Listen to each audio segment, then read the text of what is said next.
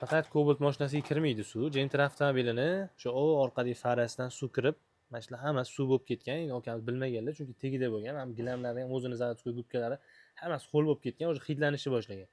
Keyin bilingan, nam hidi bor. Hammani zavodskiy o'z avtomobili o'zini shumizatsiyasini olib tashab, tozalab, akkuratniy qilib, germetik qilib yopib, suv kirayotgan joylarini topganimizdan keyin STP Legend mahsulotlaridan foydalanib, polniy to'laqonli full shumizatsiya bo'ladi. Hamma narsasi shovqin suron ham yo'qoladi, suv kiradigan joyi ham yo'qoladi, hamma narsasini himoyalab tayyor qilib topshiraveramiz.